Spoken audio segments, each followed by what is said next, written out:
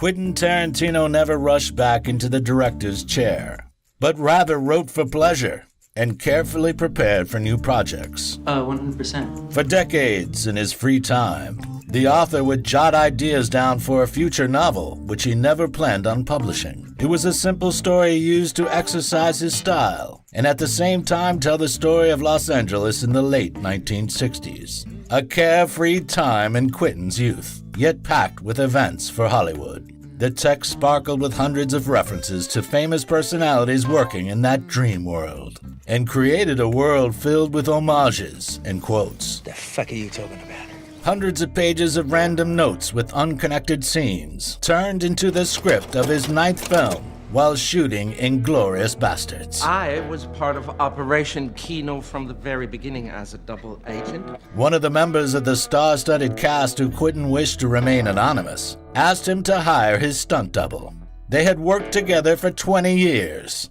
Despite the fact that the stunt didn't require a double, the director agreed, and when he saw the pair on set, he realized that this was probably their last job together. They probably once looked so close to each other, you could do a close-up on the stuntman. But that was not the case anymore. Quentin was amazed by the sadness and melancholy of the duet. The unavoidable finale of their relationship inspired him to create the main characters for his future film about Hollywood. In the 60s, these people were basking in fame. The public considered them to be the stars of cinema and television. And they had no idea that in a few years, they would be replaced with hundreds of talented, ungroomed, bearded men who would exchange horses and whiskey for motorcycles and marijuana. Head out on the highway, looking for... This is how the main idea for his future movie appeared. That breaking point in the history of American cinematography. The waning of the golden era. The revolution of film schools in the apogee of that period. The terrible murder of Sharon Tate by the Manson family. In California, 5 members of a so-called religious cult, including Charles Manson, the guru or high priest, have been indicted in the murder of Sharon Tate and 6 others. When Quentin finished developing their characters, the duet and their backstory seemed so interesting to him that he was considering filming them without a plot. They were remarkable people whose routine would entertain the viewer even without the typical twists and turns.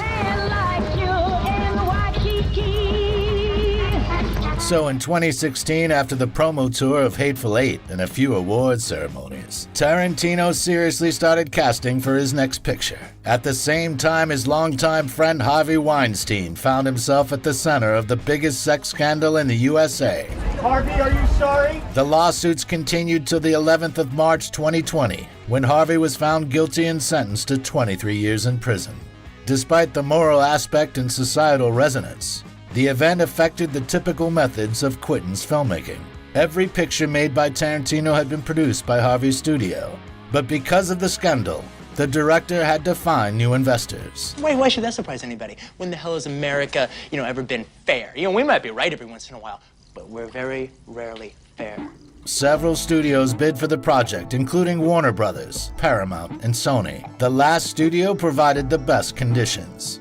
And it wasn't just the $95 million budget. Complete artistic freedom, control over final edits, or the 20% share of the clean profit. The main point of the contract stated that 20 years after its release, Quentin would receive the rights to the picture.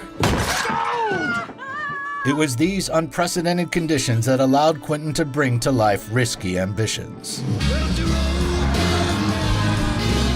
Besides this, the director chose Sony in part because of their previous partnership.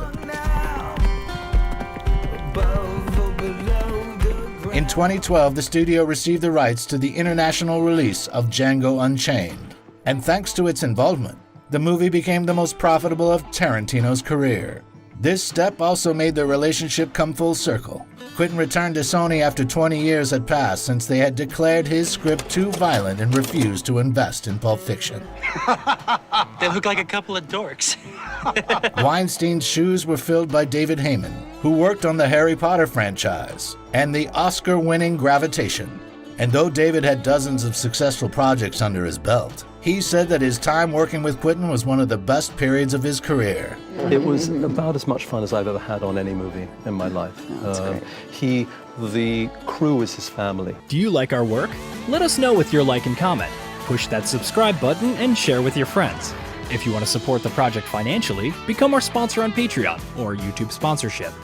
Thank you.